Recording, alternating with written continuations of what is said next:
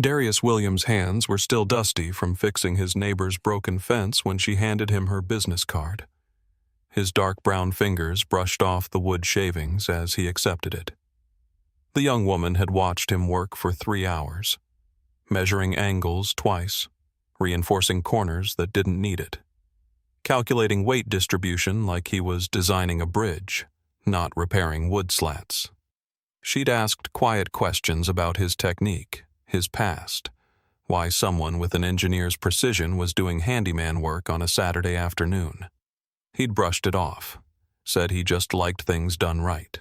But when he glanced at the card in his truck, Sarah Mitchell, Chief Executive Officer, Mitchell Development Group, his hands froze on the steering wheel. He didn't know Mitchell Development Group owned 15 commercial buildings downtown. He didn't know his simple act of neighborly kindness had just put him in front of the woman who controlled half the town's real estate. And he had no idea that 1 week later this woman would make him an offer that forced him to face the hardest choice of his life. Hold on to the safe life he'd built for his son, or awaken the dream he'd buried with his grief 3 years ago. What came next would force him to answer the question he'd been avoiding for 3 years. Could a single father find the courage to believe in himself again? The morning had started like any other Saturday. Darius woke at 6:30, made scrambled eggs and toast for Jamal, his 7-year-old son. Sunlight filtered through their small kitchen window, catching the warm brown tones of Jamal's skin as he sat at the worn wooden table, casting soft shadows across the surface. Jamal ate slowly, his small fingers tracing patterns in the condensation on his glass of orange juice. He looked up at his father with those serious dark eyes that always made Darius's chest tighten with love and responsibility. The boy had his mother's eyes, her thick lashes, features that reminded Darius every day of what he'd lost and what he still had to protect. The weight of being both mother and father pressed down on him every morning, but he carried it willingly. After breakfast, Darius drove Jamal to his friend's house for a playdate. The boy chattered about school, about the tower he was building with blocks, about how his teacher said he was good at math. Darius listened with half his attention on the road, half on his son's voice. It was these moments he lived for now. The ordinary ones, the safe ones. 3 years ago, he'd learned how quickly ordinary could shatter. One moment of inattention on a rainy highway, and his wife, Amanda, was gone.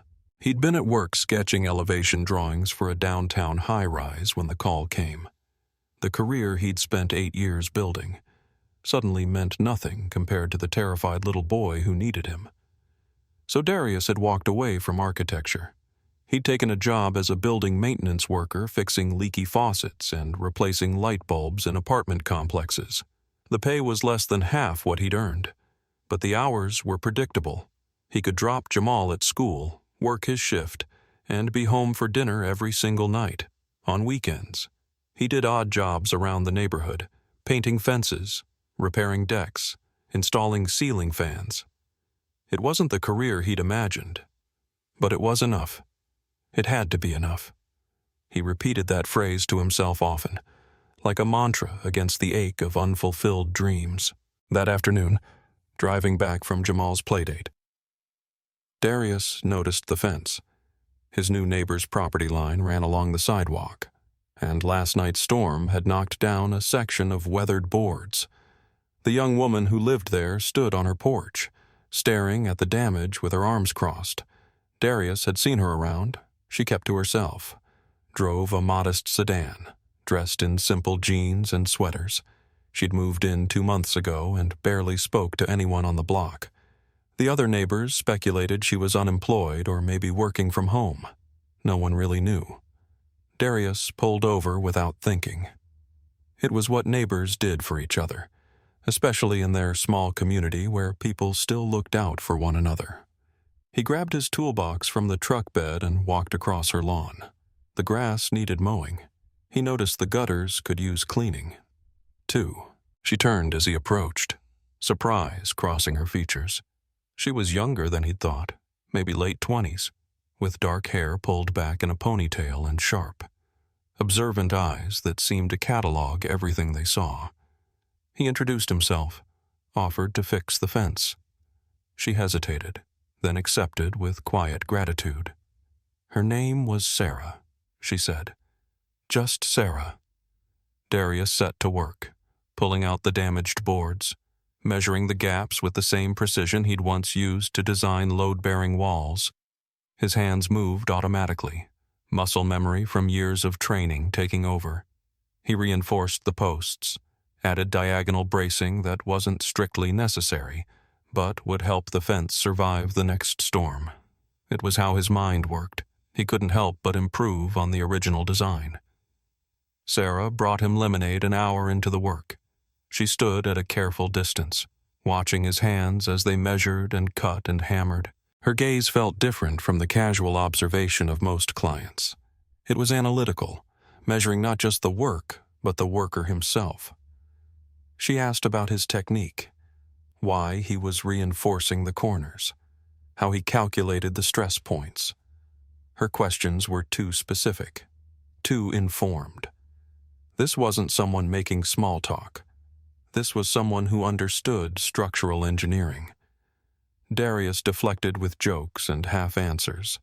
He didn't talk about his past anymore, about the designs that had won state awards, about the career he'd abandoned, that life belonged to someone else, someone who'd existed before tragedy had reshaped him. Now he was just a handyman, a single father trying to give his son stability. That was enough. It had to be enough. By 3 o'clock in the afternoon. The fence stood straight and strong. Darius gathered his tools, declined payment with a wave of his hand. Sarah disappeared into her house and returned with a business card. "Take it anyway," she said, "in case you ever need anything." He glanced at it quickly, thanked her, and left. It wasn't until he was sitting in his truck, Jamal buckled in beside him, that he really looked at the card. The words hit him like cold water. Sarah Mitchell, Chief Executive Officer, Mitchell Development Group. His hands went still on the steering wheel. Mitchell Development Group. He knew that name. Everyone in town knew that name. They owned the Harrison Building downtown, the Riverside office complex, the new commercial development on 5th Street. They were the biggest real estate company in the county. And he had just spent 3 hours fixing a fence for their CEO, like she was any other neighbor who needed help. The realization made his stomach twist with something he couldn't quite name. Embarrassment? Maybe. Or the uncomfortable feeling of having been evaluated without knowing it. That night after Jamal went to bed, Darius sat at his kitchen table with his laptop. He searched for Mitchell Development Group, scrolled through page after page of commercial listings and development projects. The company owned 15 major buildings in downtown alone. Their portfolio was worth hundreds of millions. And Sarah Mitchell, at 29 years old, ran all of it. The articles called her a prodigy, a visionary, someone who'd transformed her father's small construction company into a real estate empire. Yet, she lived in a modest house in a working-class neighborhood, drove a car that was 5 years old, and stood on her porch in jeans, watching storms knock down her fence. Darius closed the laptop and stared at the business card sitting on the table. She'd watched him work with those analytical eyes, asking questions that probed beyond surface competence. Why? What did a CEO worth millions want with a handyman who used to be an architect? The question followed him into restless sleep, and he woke Sunday morning with no answers, only a growing sense that something in his carefully controlled life was about to shift. The call came on Monday afternoon. Darius was replacing a water heater in Building C of the Riverside Apartments. When his phone rang, Sarah's voice on the other end was professional, direct. Mitchell Development Group was renovating an old office building downtown. They needed someone to consult on the project. Would he be interested in taking a look? Just a consultation. She emphasized she'd pay him for his time. No commitment beyond that. Darius's first instinct was to refuse. He didn't do consultations. He fixed things that broke. Pipes, electrical outlets, hinges. He didn't design buildings anymore. But something in her voice stopped him. Not pity, not charity, just a straightforward business proposition.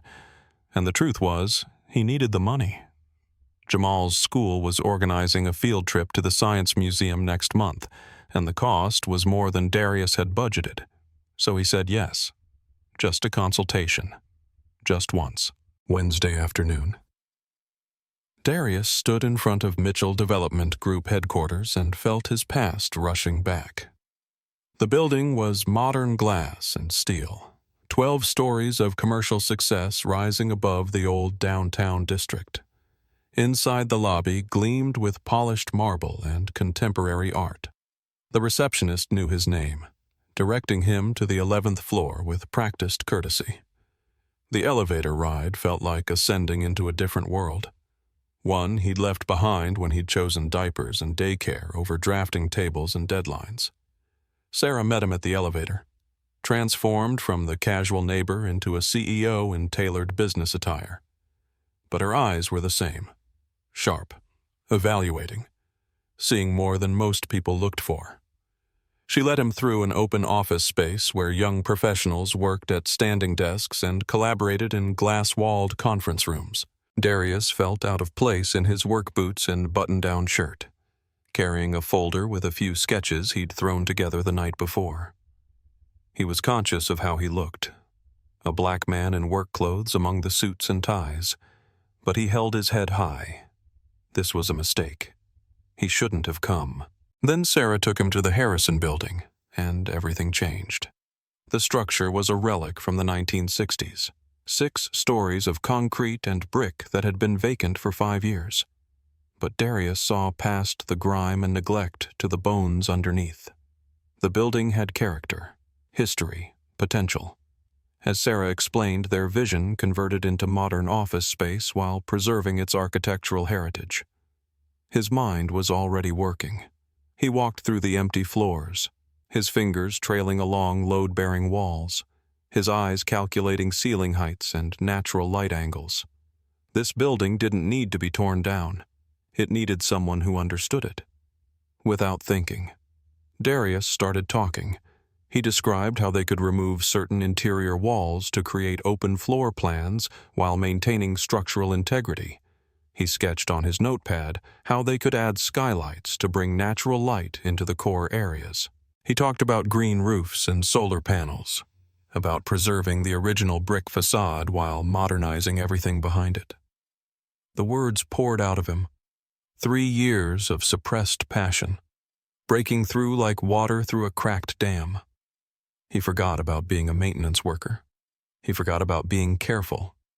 He was just an architect again, seeing possibilities where others saw problems. For 30 minutes, Darius forgot everything except the joy of designing something beautiful. When he finally stopped talking, Sarah was smiling, not the polite smile of a client humoring a contractor, but genuine interest. She asked technical questions that proved she understood exactly what he was proposing.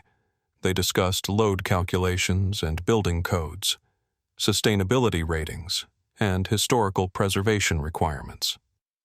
Then reality crashed back. He wasn't an architect anymore.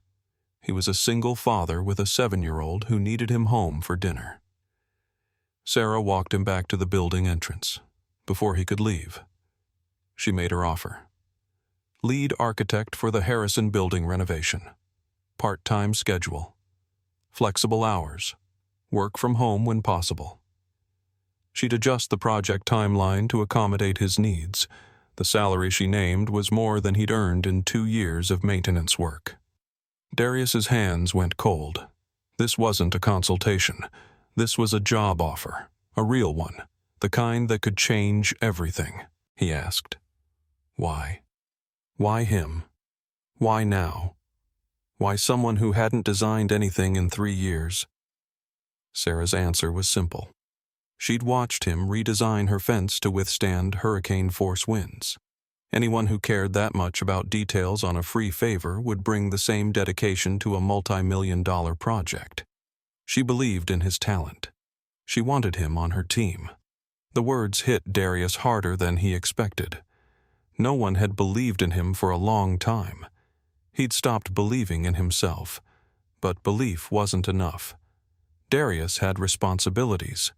He had a son who needed stability, not a father chasing dreams that might fail. He thanked Sarah politely and said he'd think about it. Then he drove home, picked up Jamal from after-school care, and tried to pretend his hands weren't shaking. That night, Jamal asked if he was okay. Darius said yes, but the lie tasted bitter. He wasn't okay. He was terrified. Terrified of hoping again, of trying again, of failing where it would hurt most. The decision kept him awake for 3 nights.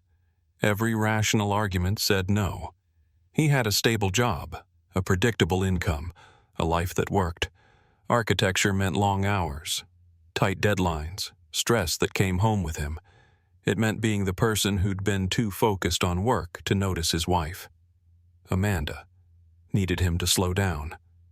But another voice whispered beneath the fear. It asked what he was teaching Jamal by playing it safe.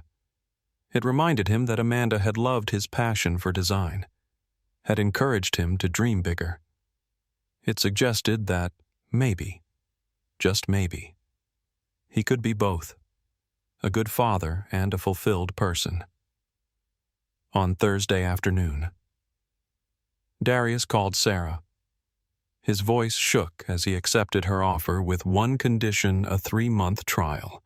If it didn't work, if he couldn't balance both worlds, they'd part ways professionally. Sarah agreed immediately. "Welcome to Mitchell Development Group," she said. Darius hung up and sat in his truck for 10 minutes, wondering if he had just made the best or worst decision of his life. Jamal's excited reaction that evening, "My daddy's an architect again," suggested it might be the former. The next Monday, Darius attended his first board meeting. Sarah introduced him to 5 senior executives who would oversee the Harrison Building project. Their faces ranged from skeptical to hostile.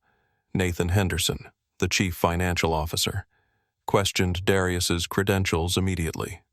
3 years out of practice, no recent projects, hired through personal connection rather than competitive bidding.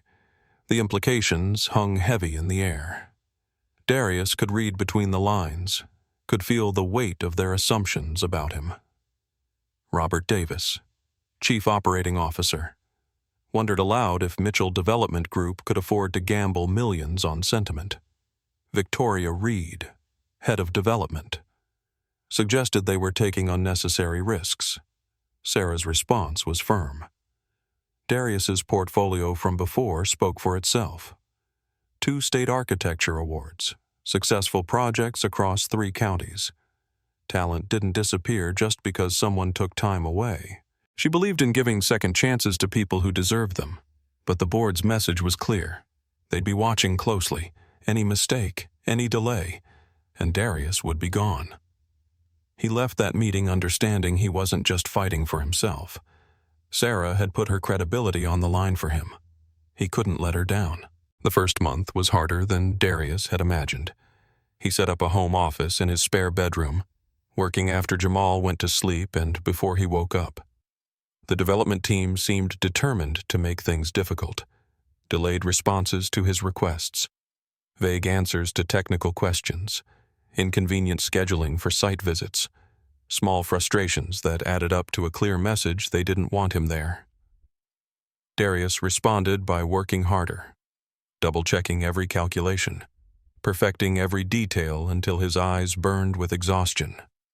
His preliminary design presentation was scheduled for 3 weeks after he started. Darius practiced his pitch a dozen times, refining slides and renderings until they were flawless. The night before, he barely slept. The next morning, he drove to Mitchell Development Group with his portfolio and a stomach full of anxiety. The boardroom was intimidating. floor-to-ceiling windows overlooking downtown, a massive conference table where 5 executives sat with crossed arms and skeptical expressions. Only Sarah looked encouraging. Darius presented his vision for the Harrison Building, Heritage Reimagined. He called it preserving the character that made it special while transforming it for modern use. Green roof with native plants, solar panel arrays, restored brick facade, open interior spaces flooded with natural light.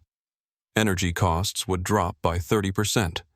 The building would become a model for sustainable renovation. He spoke for 20 minutes, passion overriding nervousness. And when he finished, the room was silent. Robert broke the quiet first. "Too ambitious," he said. The green roof added significant expense. Nathan questioned whether investors wanted restoration or contemporary design. They expected sleek and new, not old bones with modern plumbing. Victoria worried about the timeline. Could he deliver on such complex specifications? Only Sarah defended the proposal, arguing that the design honored the building's history while meeting every modern need. The board voted 4-1 to request significant revisions. Darius left feeling like he'd been punched in the gut. Sarah caught him in the parking garage. "Don't change the core concept," she said. "Just refine the presentation, add cost-benefit analysis, show them the numbers." Darius wanted to believe her, but doubt was creeping in. Maybe the board was right. Maybe he was thinking like an artist instead of a businessman. Maybe he'd been away too long to understand what clients actually wanted. Sarah seemed to read his thoughts. "The best architecture is both art and business," she told him. "Don't lose what makes your work special just to please people who are scared of vision." Darius spent 2 more weeks refining his proposal. He added detailed financial projections, market comparisons, sustainability return on investment calculations. The numbers supported everything he'd claimed. The building would pay for itself in energy savings within 7 years, increase property values in the surrounding area, attract premium tenants willing to pay for green-certified space. He practiced his presentation again, anticipating every objection. The second board meeting was scheduled for Friday morning. Darius was ready. Thursday afternoon. His phone rang. Bernice, the school nurse. Jamal had a high fever and was asking for him. Darius's heart stopped. He checked his watch. Board meeting in 18 hours. He'd been working toward this moment for 5 weeks. But the choice wasn't really a choice at all. He called Sarah, told her he had to go. She didn't hesitate. "Go," she said. "Family first. I'll handle the board." Darius drove to the school with his hands tight on the wheel, professional disaster and parental crisis colliding in his chest. Jamal was burning up, his small body shaking with chills. The doctor diagnosed pneumonia, admitted him overnight for observation. Darius sat beside the hospital bed holding his son's hot hand, watching intravenous fluids drip into tiny veins. He brushed his thumb across Jamal's forehead, feeling the heat radiating from his dark skin. Nothing else mattered. Not the board meeting, not the job, not his fragile second chance at a career. Just this boy, this precious child who depended on him for everything, if that meant losing the Harrison Building project. So be it. He'd made his choice 3 years ago, and he'd make it again every single time. Back at Mitchell Development Group, Sarah stood alone in the boardroom. The executives were merciless. Nathan moved to terminate Darius's contract immediately. "Unreliable," he said. Couldn't even show up to defend his own work. Victoria seconded the motion. Robert looked uncomfortable, but didn't object. Sarah refused. Her CEO authority protected Darius. But Nathan had done his homework. Company bylaws allowed a unanimous board vote to override CEO hiring decisions on contracts over 6 figures. He delivered an ultimatum: fire Darius Williams, or they'd call an emergency shareholder meeting to vote on her leadership. They were threatening her job. Sarah didn't flinch. She displayed Darius's design on the screen, walked through every detail he'd prepared. "This isn't just a renovation," she said. "It's a vision for what downtown could become. This man has more talent in his drafting hand than most architects develop in their entire careers." The board was unmoved. She continued, "Darius Williams is a father first and an architect second. That's exactly why I hired him, because he understands priorities, because he knows what actually matters. If you vote him out, you'll have to vote me out too. I won't lead a company that can't recognize real talent when it's sitting right in front of them." The tension in that room could have cut glass. Robert shifted uncomfortably. He'd known Sarah's father, had watched her build this company from almost nothing. He voted to give Darius one more chance. Victoria reluctantly agreed. One final presentation 1 week from Friday. No excuses. If he failed, both Darius and Sarah were done. Nathan smiled coldly. When this project collapsed, he'd finally have the leverage to push Sarah out and take control himself. Sarah gathered her things and left without another word. She drove straight to the hospital. Darius was slumped in a chair beside Jamal's bed when Sarah arrived. Surprise and guilt crossed his face immediately. He started apologizing before she even sat down. Sarah cut him off. She told him about the board meeting, about the ultimatum, about the one final chance they had. Darius's face went pale. "Your entire career is on the line because of me," he said. "You should fire me. You should protect yourself." Sarah looked at sleeping Jamal, then back at Darius. "I'm not firing you," she said quietly. "I'm fighting for you because someone once gave up fighting for themselves, and I watched them regret it for the rest of their life." Then she told him about her father. He'd been an architect, too, talented and passionate about sustainable design before it was fashionable. When Sarah's mother got sick, he'd left his firm to care for her. He spent 10 years as her full-time caregiver, watching his skills grow rusty, his contacts fade away. After she died, he tried to go back, but he was too old, too outdated. The architecture world had moved on without him. He'd built Mitchell Development Group as a construction company instead, always wondering what might have been. His biggest regret wasn't leaving architecture. It was believing he couldn't do both, believing he had to choose. "When I saw you fixing that fence," Sarah said, "I saw my father, someone with real talent, doing work beneath their capability because life had knocked them down. I thought maybe I could help someone get the second chance he never got." Darius felt tears burning behind his eyes. He'd spent 3 years convinced he had to sacrifice his dreams for his son's well-being. Now, this woman was telling him the sacrifice itself might be the wrong lesson to teach. Maybe Jamal needed to see his father pursue passion, not surrender to fear. Maybe being fully alive made him a better father, not a worse one. 3 days later, Jamal was released from the hospital. The antibiotics had worked. Color was back in his cheeks, light back in his eyes. Darius took him home and tucked him into his own bed, profoundly grateful for modern medicine and second chances. Jamal asked about the big building project. Darius admitted he was scared. Scared of failing. Scared of proving the doubtful people right. Scared of letting down the one person who believed in him. Jamal's response was simple.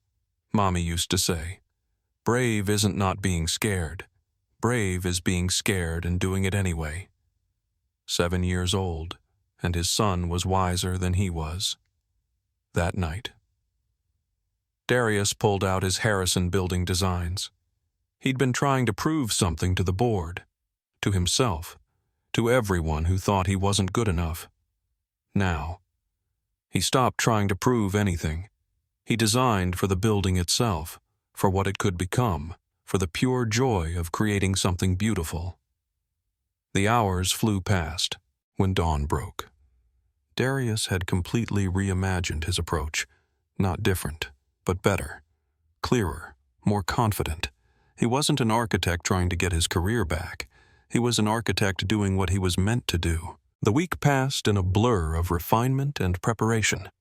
Darius hired a rendering company to create stunning visualizations of his design.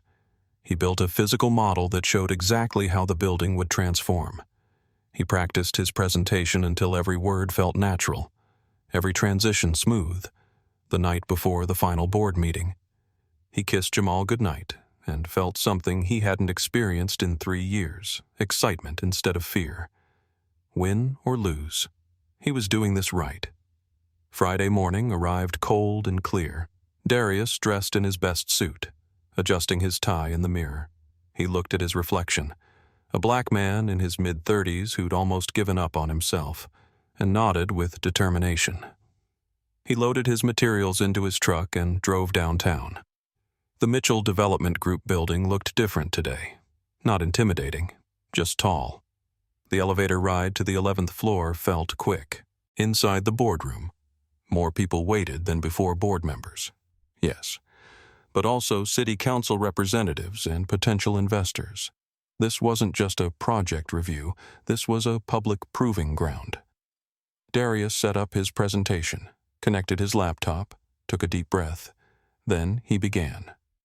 He didn't start with statistics or budgets. He started with a story. The story of the Harrison Building, built in 1962 by a local businessman who believed downtown could thrive. Weathered decades of economic ups and downs, stood empty for 5 years while the city forgot its value until now.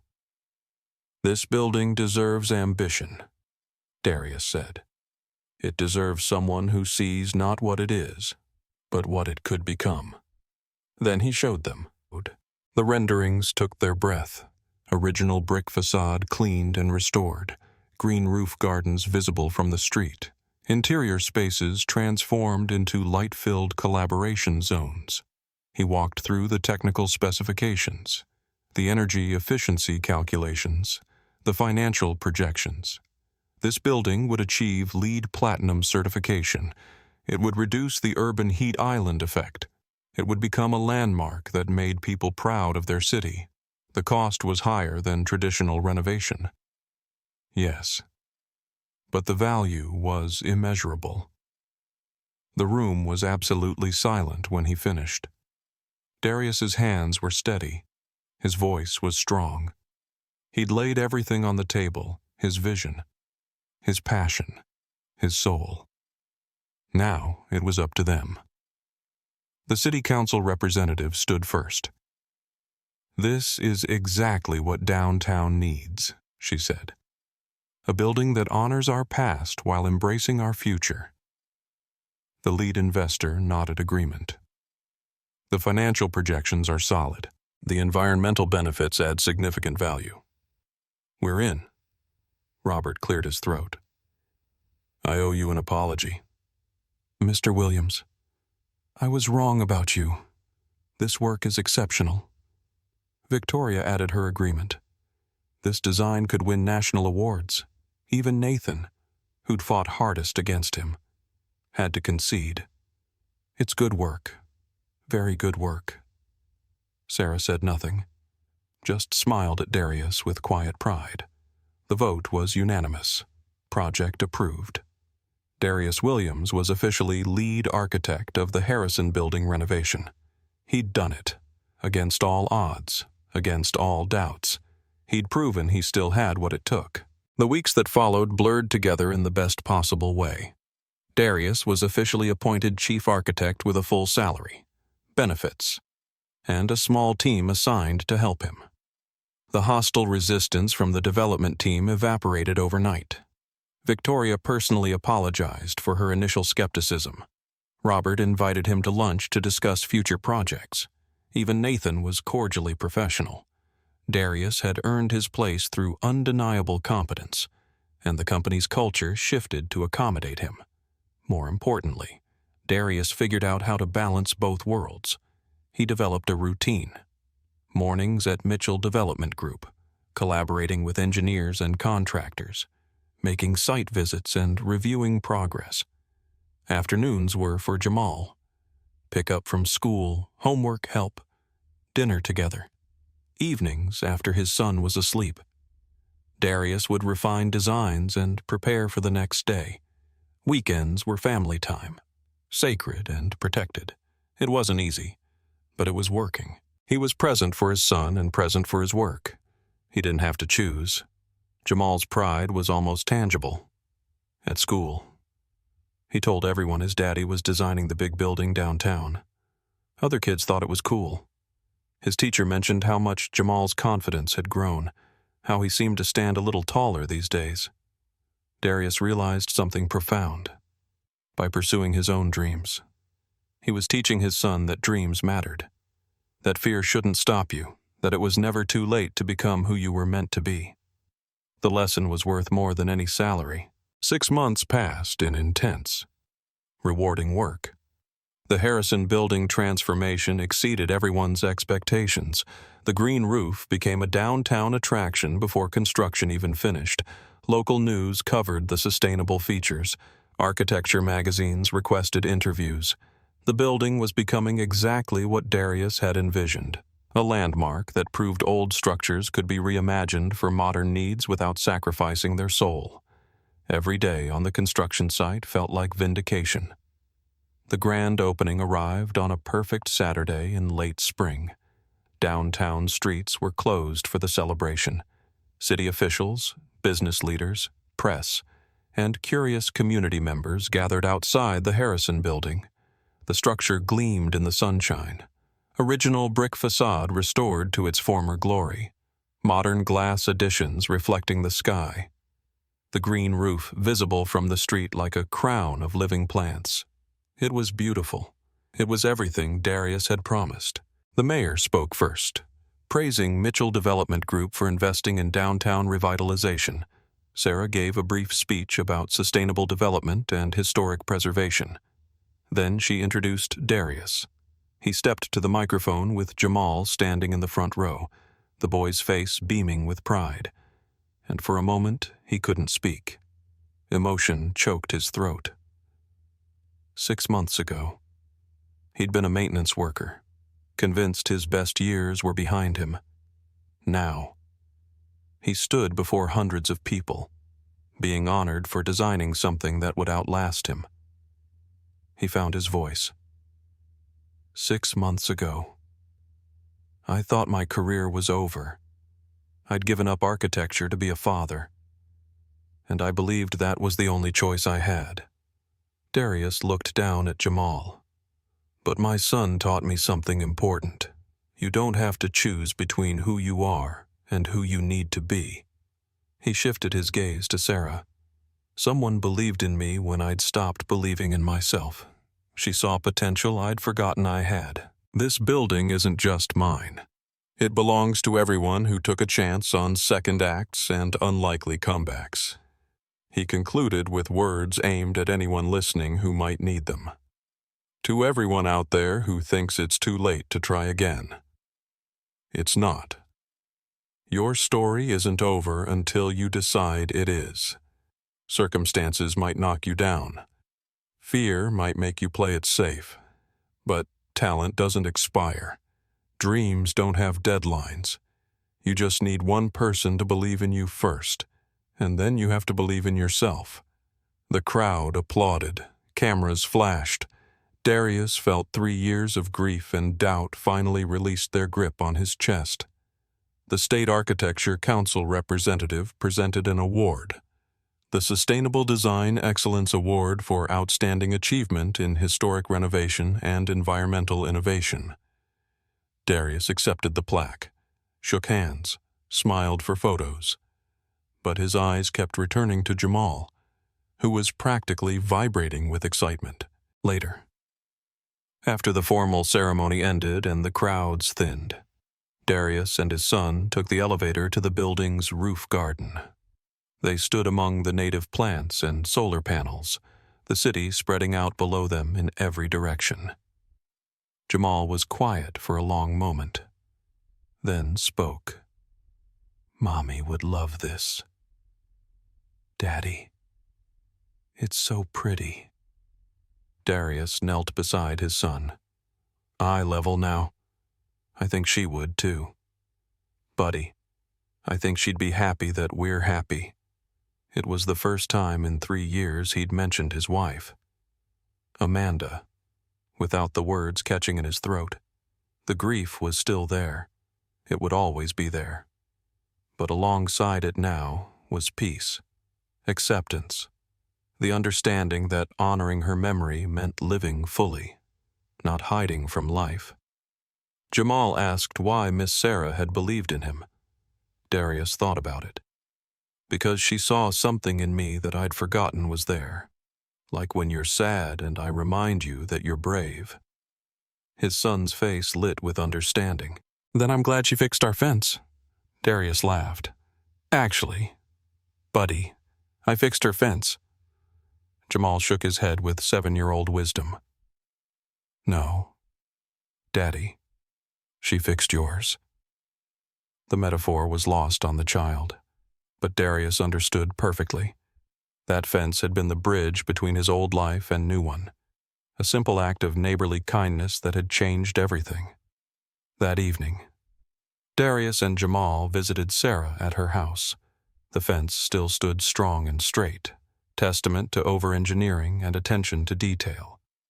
Darius touched the wood, remembering the afternoon he'd spent rebuilding it. Where everything changed, he said quietly. Sarah joined them in the yard. Just a fence, she replied. You did the hard part. Darius disagreed. You opened the door. I just had the courage to walk through it. They stood together in comfortable silence, watching the sunset over the neighborhood where both their lives had transformed. 2 months after the Harrison building opening, Darius sat in his office at Mitchell Development Group on a Monday morning. His office. He still marveled at that. The space had his name on the door, a drafting table by the window, and shelves filling with architecture books and models. A knock interrupted his thoughts. A young woman entered, nervous energy radiating from her posture. She was here for the junior architect interview. Darius glanced at her resume, and his chest tightened with recognition. A 3-year gap in her employment history. The explanation was brief family caregiving responsibilities. He asked her to tell him about her design philosophy. Her entire demeanor changed.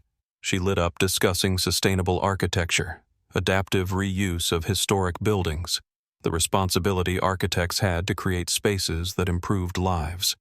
Darius saw himself in her passion, in her fear that the gap made her worthless, in her desperate hope for a second chance. He asked when she could start. Her shock was visible. Just like that, she asked. Just like that. He confirmed. Everyone deserves someone who believes in them. Welcome to the team. After she left, Darius checked his email. A message from an architecture student. Callista caught his attention. The subject line read, Request for advice. The student explained she was a single parent considering dropping out of school. The demands were too much, the self-doubt too heavy. But she'd read about Darius's story in a magazine article. His success gave her hope. Did he have any advice? Darius stared at the screen for a long moment, then began typing. Don't give up. Your circumstances don't define your potential. They shape your perspective, which can actually make you a better designer. Find one person who believes in you, a professor, a mentor, a friend. Then prove them right. And if you can't find that person, start by believing in yourself. I spent 3 years convinced I had to choose between being a good parent and having a career I loved. I was wrong. You can be both. It's not easy, but it's possible. Take it from someone who almost gave up and is grateful every day that someone wouldn't let him. Darius read the message twice, then sent it. If his story could help even one person, everything he'd been through was worth it. Friday afternoon arrived with sunshine and the promise of a weekend. Darius finished reviewing contractor reports, approved payment schedules, and saved his designs for Monday at 3:30. He packed his bag and drove to Jamal's school. His son burst out of the classroom with his usual energy, talking non-stop about his day. They drove past the Harrison building, now fully occupied and thriving. Jamal pointed. "That's our building. Daddy." Darius smiled, but corrected him gently. "That's everyone's building. Buddy. We just helped it become what it was meant to be." They drove home through their neighborhood, past Sarah's house with its perfectly maintained fence. Darius thought about the chain of events that had started there. A storm, a fallen fence, a simple act of neighborly kindness. None of it had been planned. He hadn't set out to reclaim his career or prove anything to anyone. He'd just been trying to help.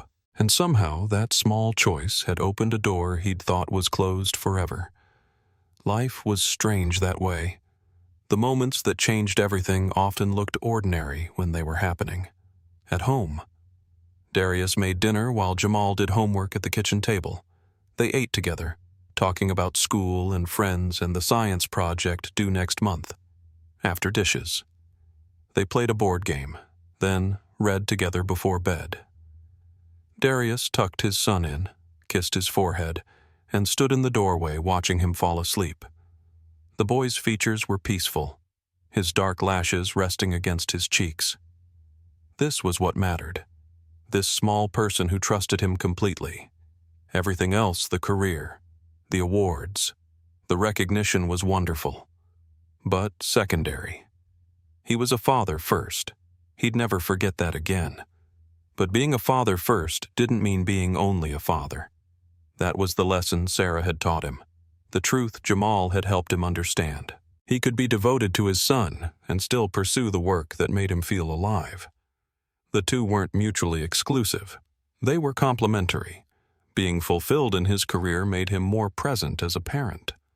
Having Jamal as his priority kept his career ambitions grounded in what truly mattered.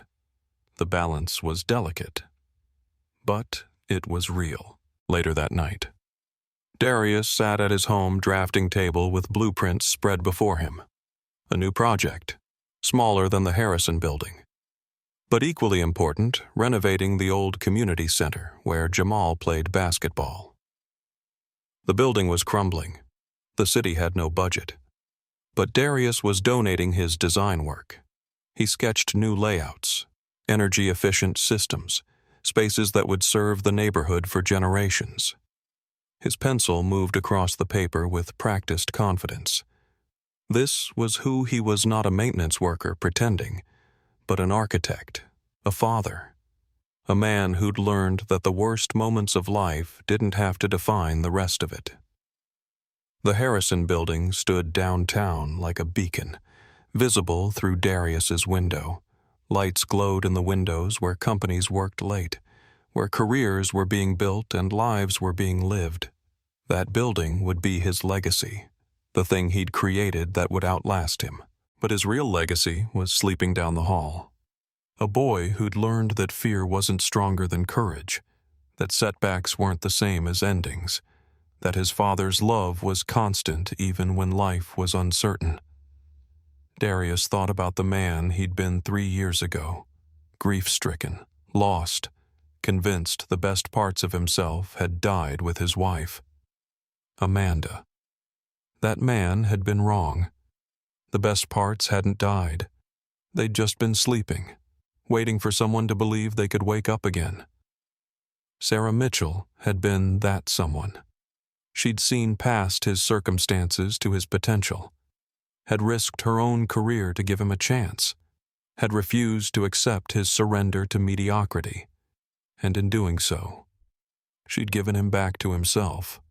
The business card she'd handed him that Saturday afternoon still sat on his desk, worn now from being carried in his wallet for months.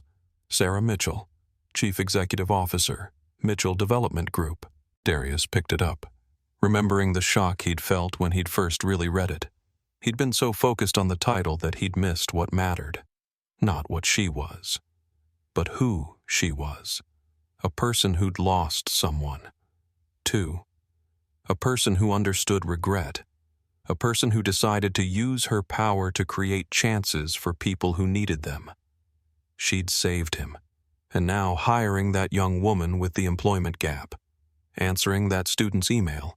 He was learning to pay it forward. The fence. It always came back to the fence. Darius had rebuilt it to help a neighbor. Sarah had watched to evaluate an architect. The structure stood between their houses, a boundary that had become a bridge, repairs that had become a revelation. Darius had gone there with a toolbox and good intentions. He'd left with a business card that would change his life. Such a small thing, such enormous consequences. It reminded him that you never really knew which moments mattered until they were behind you. Every choice contained infinite possibilities. The clock showed nearly midnight. Darius should sleep. Tomorrow was Saturday, and Jamal wanted to go to the park. But he stayed at his drafting table a while longer. His pencil moved across paper, creating spaces where people would work and live and dream. This was prayer for him now, not words, but design, not supplication, but creation, making the world more beautiful. One building at a time, honoring the gift of a second chance by using it fully. Before bed, Darius walked down the hall to check on Jamal one more time. His son slept peacefully, small chest rising and falling with easy breaths. The science textbook on his nightstand was bookmarked at a chapter about architecture. Jamal had checked it out from the library, wanting to understand his father's work. Darius felt his throat tighten with love. This child had been his reason for everything, his reason to quit, his reason to stay safe, his reason to avoid risk, and ultimately his reason to try again.